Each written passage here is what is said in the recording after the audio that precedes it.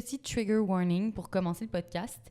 Donc, on va commencer cet épisode avec une petite mise en garde. Aujourd'hui, on parle de violence. Ça peut être un sujet qui est sensible.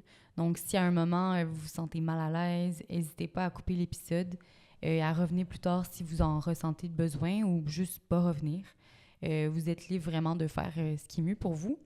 Et si jamais vous vous reconnaissez dans ce qu'on va aborder ou si vous vous posez des questions, sachez qu'il existe des ressources pour vous. Il existe des ressources en France et au Québec, donc tous les liens de ces ressources vont être en description.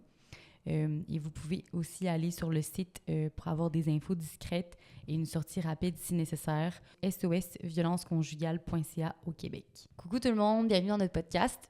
Aujourd'hui, on va parler de violences psychologiques, verbales et économiques. Trop souvent minimisées, ces violences, ils servent pourtant à manipuler, rabaisser et à contrôler. Elles peuvent toucher n'importe qui, par exemple que ça soit en couple, entre amis, au travail. Puis parfois, on sent qu'il y a quelque chose qui ne va pas, mais on n'arrive pas tout à fait à mettre le doigt dessus ou le mot dessus. Ici, on va vous aider à repérer ces comportements toxiques et à comprendre pourquoi votre ressenti, il est en effet légitime.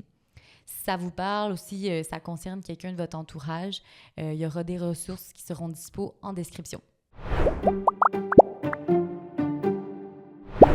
Idée reçue numéro 1. S'il n'y a pas de marque physique, ce n'est pas de la violence. Oui, ça c'est un gros mythe parce que beaucoup pensent que parce qu'il n'y a pas de blessures qui sont visibles, qu'il n'y a pas de violence. Ouais. Et pourtant, la violence psychologique, elle est bien réelle. On en a même peut-être tous déjà subi. Ouais. Et ça peut aussi être autant destructeur que de la violence physique. Mais ça se manifeste juste de manière vraiment différente. Par exemple, des paroles humiliantes, des critiques, du chantage, des menaces, du contrôle ou de la manipulation. Et ce type de violence, c'est vraiment sournois, c'est fait un peu sous le tapis en soum-soum, parce que ça laisse encore une fois pas de traces, mais ça marque aussi profondément la personne qui en est victime. Exact. Puis avec le temps, la violence psychologique, ça peut vraiment détruire l'estime de soi, et puis ça installe vraiment un climat de peur et d'insécurité. Puis ça peut vraiment entraîner des conséquences graves, comme par exemple l'anxiété, la dépression ou encore des troubles du sommeil. Mais là, c'est vraiment vague ce qu'on vous dit comme conséquence, mais il en existe vraiment tout plein. Ouais. C'est vraiment destructeur. Puis au sein de la relation, ça peut être souvent la première forme de violence qui peut arriver, mais d'autres fois, c'est pas le cas. Donc, par exemple, de l'extérieur, on peut voir des violences qui sont plutôt physiques et ça peut vraiment être la pointe de l'iceberg, alors que qu'est-ce que ça cache en dessous? C'est toutes sortes de violences, toutes sortes d'autres violences, dont la violence psychologique. Ouais. Et même, encore une fois, sans marque visible, la violence psychologique, elle est bien réelle. Ouais. Et ça doit vraiment être pris au sérieux parce que la douleur émotionnelle, elle est tout aussi légitime que la douleur physique. Et pour comprendre à quoi ça ressemble dans la vraie vie, la violence psychologique, les prochains mythes qui vont découler, ça sera la représentation de 8 tactiques de violence. Ouais. Et ça sera selon le site de SOS Violence Conjugale. Exact. Donc, idée reçue numéro 2. Si quelqu'un te couvre d'attention, te bombarde de messages et veut passer tout son temps avec toi dès le début, c'est une réelle preuve d'amour. Ouais, gros mythe. Petite mise en contexte, par exemple, vous venez de rencontrer quelqu'un, je sais pas, sur une appli de rencontre ou peu importe, et le courant, trop de chance, ça passe direct. Ouais, vous discutez tout le temps pendant des heures, et rapidement, cette personne, elle te bombarde de compliments. T'es exactement ce que je recherche. Je sens qu'on est fait pour être ensemble. Et en fait, en quelques jours, elle t'écrit vraiment tout le temps. Elle veut vraiment savoir ce que tu fais à chaque instant, et elle insiste pour te voir. Vraiment dès que possible. Puis au début, tu te dis c'est hyper flatteur, c'est hyper excitant parce que c'est nouveau. Ouais. Mais tu sens que cette histoire, elle est un peu trop intense. Ouais. Et peu à peu, ça devient vraiment, vraiment étouffant. Et inconfortable. Ouais, c'est ça. Tu te prends... si tu prends du temps pour toi, la personne, elle s'inquiète en mode pourquoi tu veux être seule, tu veux pas qu'on se voit, gna gna gna. Donc voilà. Oui, à partir de ce moment-là, tu ressens un petit malaise, t'es inconfortable. Et puis, ça fait du sens parce que ce genre de comportement-là, ça s'appelle le love bombing. Et puis ça, c'est une stratégie de manipulation.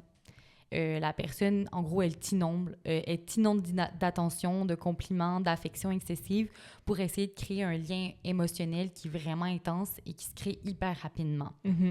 Donc, en gros, une fois que cet attachement-là, il est créé, la personne, elle peut commencer à exiger des preuves d'engagement, à te faire culpabiliser et à vouloir te contrôler.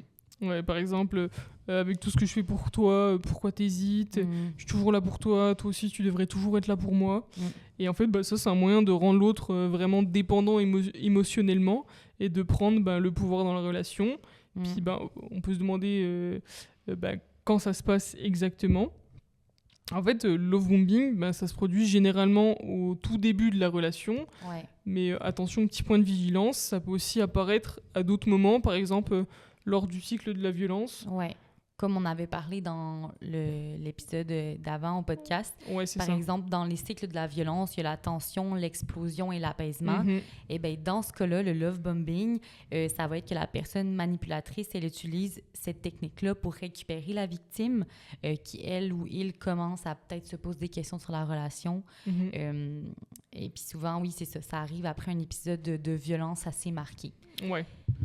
Et aussi, on peut se demander comment on peut faire la différence entre le love bombing et une vraie connexion. Ouais. En fait, la vraie connexion, elle évolue quand même assez naturellement. L'affection, elle grandit vraiment progressivement et chacun respecte le rythme de l'autre et l'espace de l'autre. Et à contrario, le love bombing, c'est trop intense, c'est trop rapide et ça laisse pas d'espace. Ça crée une sensation d'étouffement et ça sert souvent aussi à obtenir quelque chose en retour. Ouais. Puis en gros, l'amour, c'est pas censé être une grosse tornade qui ramasse tout sur son passage. C'est pas censé t'empêcher de respirer. Ça devrait vraiment être une relation où tu te sens libre et respecté. Ouais. Et par contre, tu vois, dans la culture populaire, notamment à travers les films et les romans, on nous montre souvent une vision de l'amour qui est vraiment une passion intense, parfois même dévorante. Et en fait, toutes ces représentations, elles influencent notre perception de l'amour, puis ça crée des attentes qui sont vraiment irrationnelles et irréalistes. Par exemple, on oublie souvent de montrer quand même la réalité du quotidien dans une relation. En vrai, il faut en parler. Une vraie relation, c'est de la routine, c'est des compromis, et c'est des moments intimes qui sont partagés. Vraiment. Puis la problématique avec justement ces images-là qu'on voit dans la culture populaire, les séries, les films, c'est qu'elles peuvent esthétiser ou romantiser les comportements malsains comme la possession et le contrôle. Par exemple, moi, j'aime trop regarder Gossip Girl, mais clairement, on voit que la relation entre Chuck et Blair et plein d'autres relations dans la série, c'est représenté comme une passion irrésistible, genre vraiment trop passionnel et tout, t'as trop envie d'avoir cet amour-là. Mais en gros, ça cache vraiment des dynamiques de pouvoir et de manipulation. Ça, c'est vraiment malsain. Puis par exemple, comme dans d'autres séries ou films, comme Twilight ou 50 Shades of Grey, ça mélange vraiment amour et domination. Ça crée une confusion entre affection et comportement toxique qui peut être... ça peut être difficile de dissocier quand tu regardes ça et que tu crois que ça doit être ça, les relations amoureuses, tu sais. Ouais, alors que l'amour sain, ça repose sur l'égalité, la communication, le respect. C'est loin de tous ces stéréotypes de passion dévorante et de contrôle. Ouais, exact. Idée reçue numéro 3, si ton ou ta partenaire te dit que tu exagères ou que tu te fais des films, c'est sûrement vrai. On va aller direct dans la mise en situation. Vas-y. Par exemple, t'es en couple, ça fait un petit moment, puis tu remarques que ton ou ta partenaire, est un petit peu plus distant que d'habitude. Avant, tu échangeais toujours des textos toute la journée, vous planifiez toujours des sorties. Il ou elle te montrait vraiment plus d'enthousiasme, alors qu'aujourd'hui, il y en a un petit peu moins. Récemment, les messages sont devenus plus rares. À chaque fois que tu proposes des trucs, la personne décline ou n'a pas trop envie, elle n'est pas super motivée. Puis là, tu te commences à te poser des questions, tu te demandes qu'est-ce qui se passe. Puis finalement, tu te dis, écoute, je vais en parler à la personne. Tu lui dis, j'ai l'impression qu'on s'éloigne, ça me fait de la peine, puis j'aimerais vraiment comprendre qu'est-ce qui se passe. Et là, la personne, elle te répond un truc du genre, mais non, t'exagères, c'est toujours pareil avec toi, tu dramatises, tout va bien, nanana. OK, tu te trouves un petit peu perdu, tu commences à douter de toi. Tu te dis, en vrai, c'est vrai, c'est peut-être moi qui me fais des montagnes avec rien du tout. Peut-être que j'ai trop d'attentes, en vrai. Peut-être que j'exagère. Ouais. Oh, c'est ouf vraiment de toujours se demander, de se remettre en question, est-ce que j'exagère ou pas. Et tout ça, c'est un mythe. Parce que ce genre de situation où on te fait douter de ta propre perception des choses, c'est pas seulement un malentendu, ça a vraiment un nom. Et ça s'appelle le gaslighting. Et ce genre de tactique, c'est un détournement cognitif. Et c'est une forme de manipulation psychologique où la personne, elle essaie de t'imposer une réalité qui est vraiment erronée. Et elle peut aussi discréditer toutes tes perceptions, par exemple en disant t'exagères encore, j'ai même pas crié. Ou alors elle remet en question tes souvenirs ou même des propos. Non, ça s'est vraiment pas passé comme ça, tu te rappelles juste de ce qui te convient. Ou même encore, elle peut disqualifier ton interprétation des événements en disant c'était juste une blague, tu devrais vraiment pas le prendre comme ça. Ouais. Ou à l'inverse, elle peut prétendre que quelque chose s'est produit alors que c'est pas du tout le cas. Ouais. Genre, par exemple, mais oui, la semaine dernière, t'avais dit que t'étais OK avec ça. Comment est-ce que t'as pu oublier ça?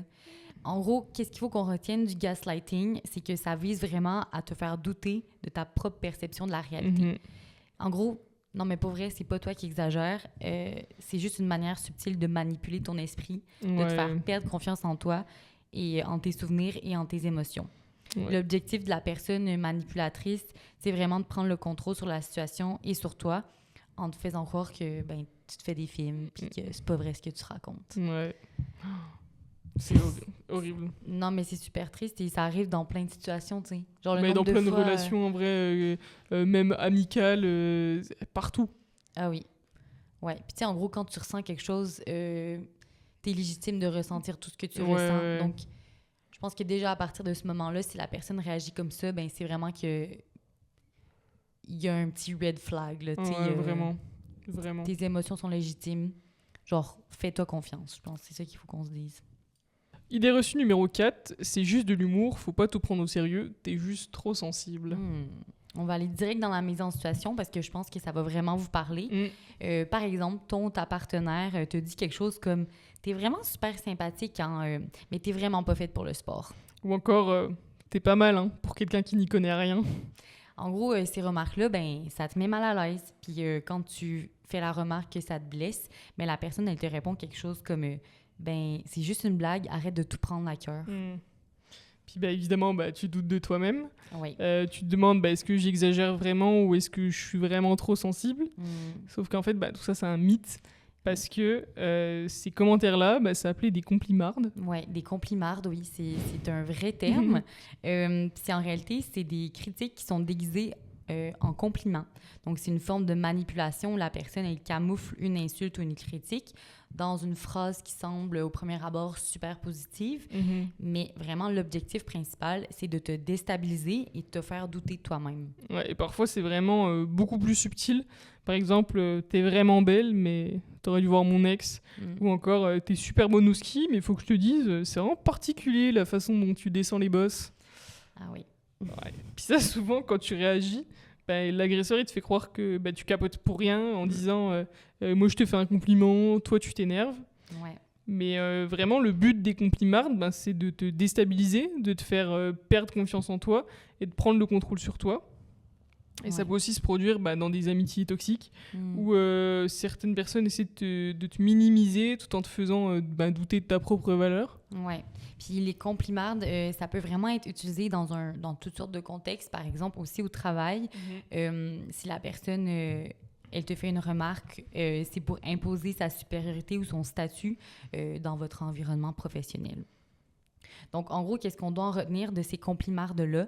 Que c'est pas parce que quelqu'un plaisante ou te dit que c'est juste une blague que toi, tu dois ignorer tes sentiments puis comment ça te fait sentir. Ouais, toujours s'écouter. Ouais.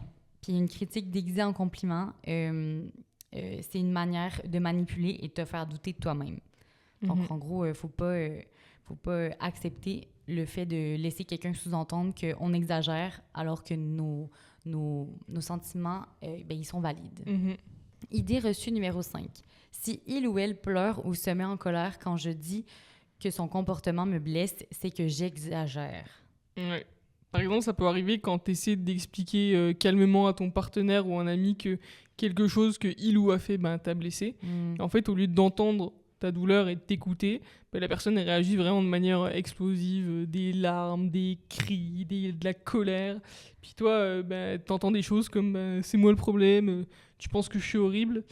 Et voilà, tu te retrouves à consoler l'autre comme un connard et à t'excuser d'avoir exprimé ta douleur, puis tout en minimisant ce que tu ressens pour éviter une confrontation qui est encore plus intense. Ouais. Et tu te dis encore, est-ce que je suis vraiment trop sensible? En vrai, non, c'est un mythe. T'es pas trop sensible. Ce genre de réaction-là, qui consiste à te faire culpabiliser pour éviter d'assumer ses propres torts, c'est une forme de manipulation émotionnelle. Puis au lieu de reconnaître que son comportement, il n'y a plus de blessés, puis écoute, ça arrive, c'est OK, la personne, elle retourne la situation pour te faire sentir que c'est toi le problème. Puis ça, c'est vraiment de la manipulation pure et dure. Ouais. Donc oui, la manipulation émotionnelle, c'est une forme de violence psychologique où la personne agresseur essaie de contrôler tes émotions pour te garder sous son emprise. Donc vraiment, ça peut se faire en insistant, en installant des sentiments de peur, de honte, de culpabilité ou de colère pour pousser la victime à réagir comme l'agresseur le souhaite ou à perdre son pouvoir dans la situation. Ouais. Et dans ce genre de situation, tu peux aussi entendre des remarques comme moi, mais toi tu fais pire, tu veux toujours me faire passer pour le ou la méchante.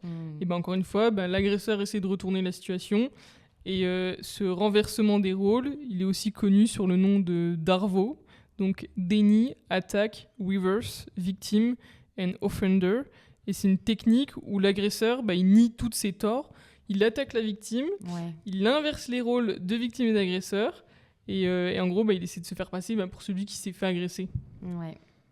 Et puis ça aussi, ça peut se traduire par des comportements de violence réactionnelle.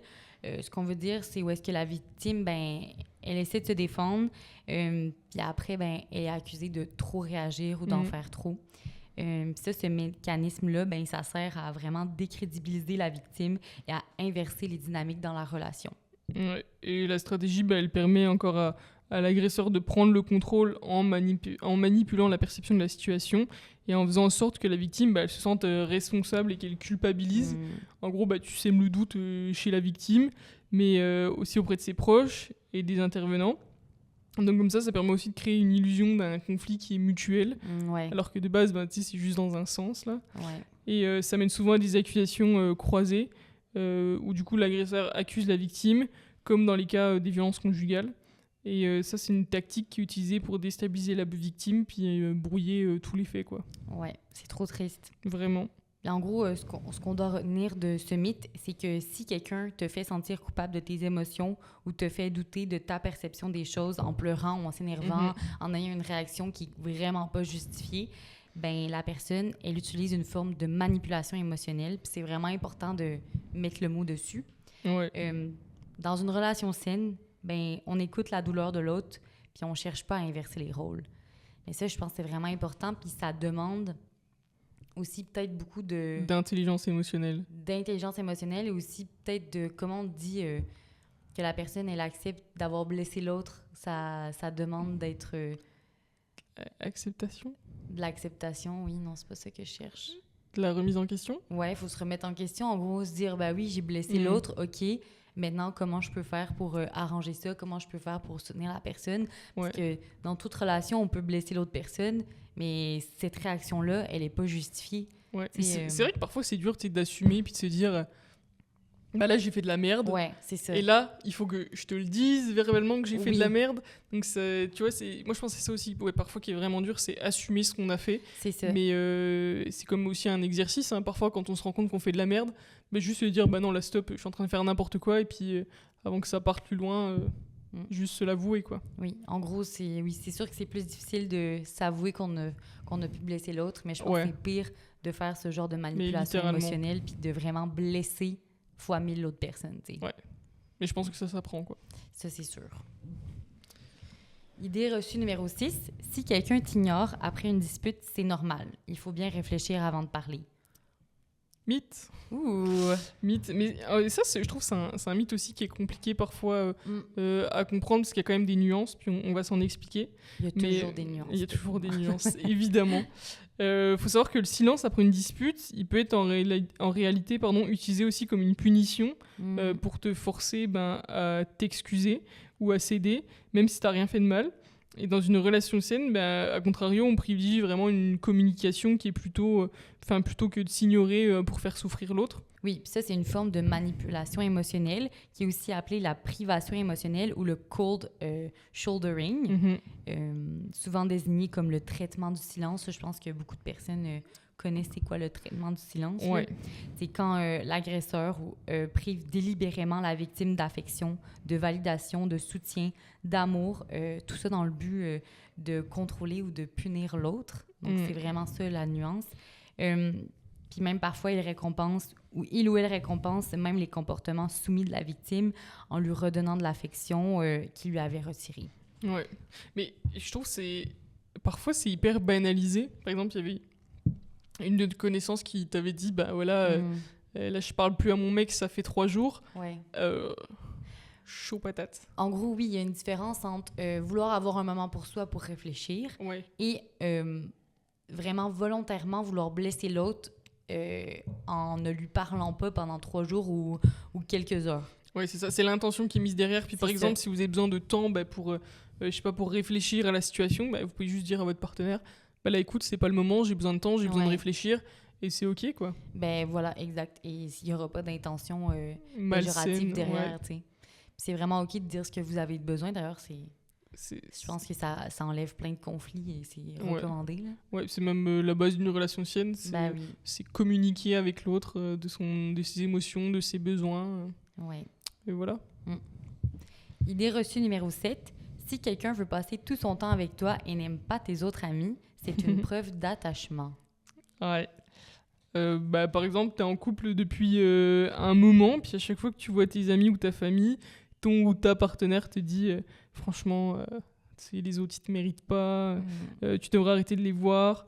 Ton ou ta partenaire commence à critiquer tes amis, fait la tête quand tu passes du temps avec eux ou avec elle. Ouais. Il insiste pour que tu sois toujours avec lui ou elle.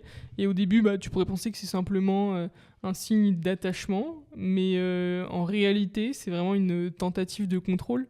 Oui, exact. Donc, c'est un super de gros mythe. Puis ça, je pense que c'est vraiment important d'en parler. L'isolement, c'est pas un signe d'amour. Non. Point. Je pense que c'est tout. Mais c'est vraiment une stratégie de contrôle.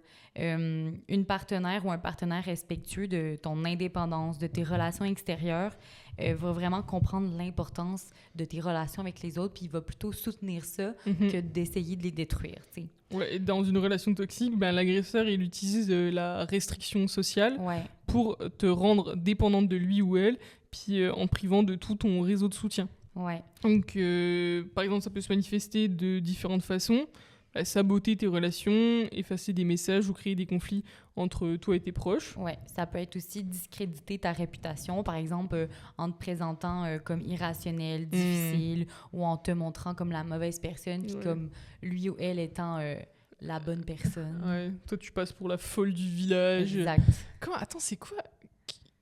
Il n'y a pas un truc que les gens utilisent vraiment à tort? En mode, elle est folle, mais genre, oui, c'est ça, mais tout le temps, on dit, en tout cas en France, c'est plus répandu de dire, elle est complètement folle, tu vois. Oui, de dire que oui, les femmes sont folles, en gros. Ouais, c'est ça. Ouais, oui, l'hystérique ou je sais pas trop quoi. Oui. C'était ça que je voulais dire. Pardon. Ou encore, manipuler les perceptions des autres pour te faire porter la responsabilité des problèmes.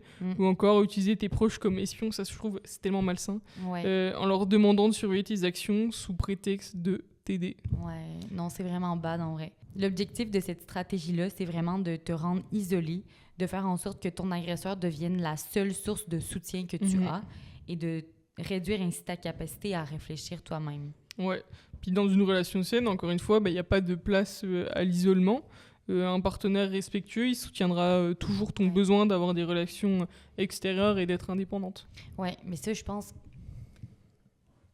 qu'il y a vraiment beaucoup de personnes qui sont dans des relations où est-ce que, par exemple, ils sortent, pas nécessairement pour aller dans un bar, mais vraiment, genre, sortir le jour, et puis sa partenaire est inquiète, genre, le texte tout le temps.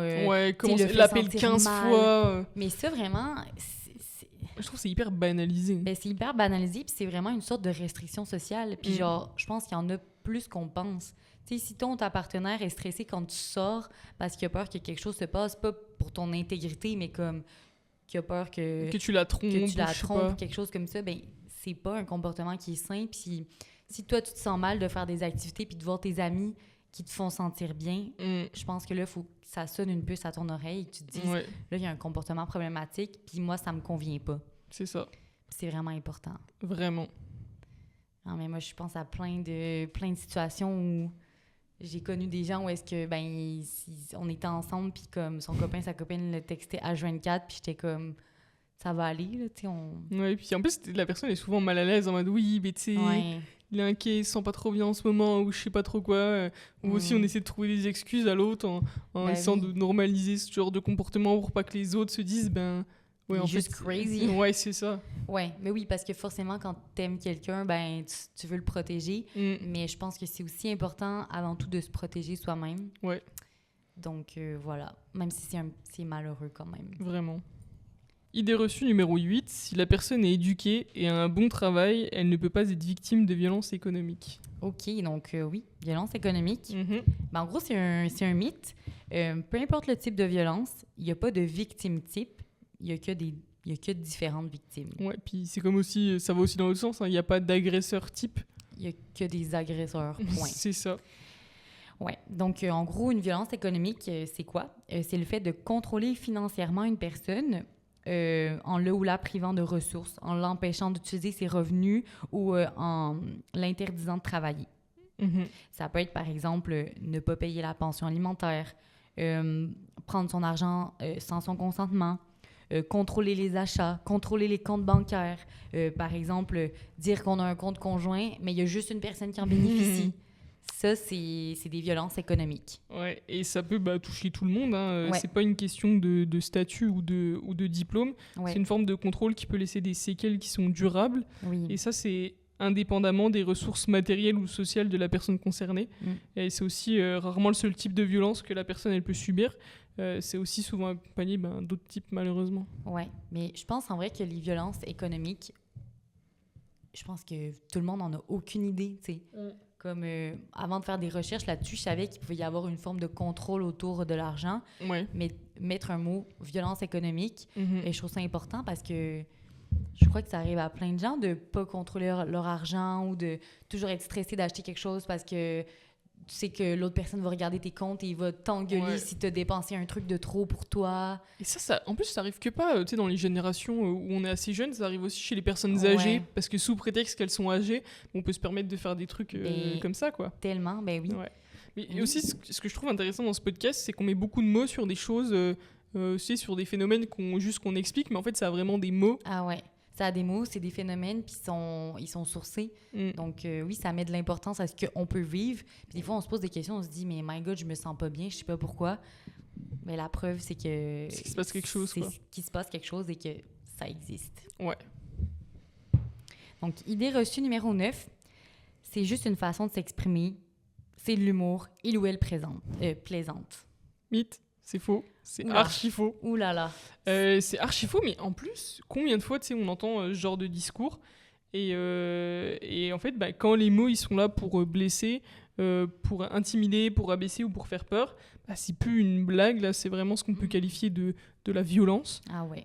Et là, dans ce cas-là, on parle de violence verbale. Oui.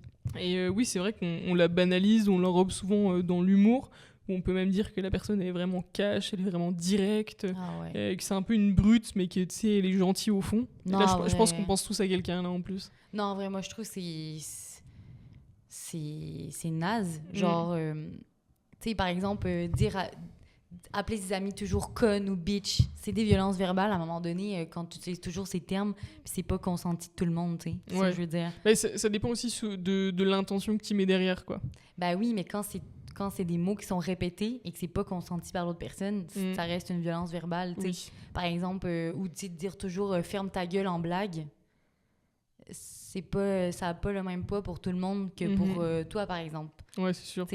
Il faut faire attention à ce qu'on dit. Puis non, c'est pas toujours des blagues. Non, c'est pas toujours pour... on n'a pas toujours à justifier que la personne est trop cash ou trop directe. À un moment donné, il faut arrêter de justifier. Il faut juste dire que les personnes ont des limites, puis c'est OK. Ouais. C'est OK d'avoir des limites, puis de se sentir dépassé dans tout ça. Ouais, c'est vrai. Et une moquerie qui est répétée, une remarque sexiste déguisée ou une insulte balancée pour rire, c'est pas drôle. Et encore une fois, c'est un comportement abusif et c'est un moyen de prendre le pouvoir sur l'autre, de le contrôler, de le faire se sentir petit.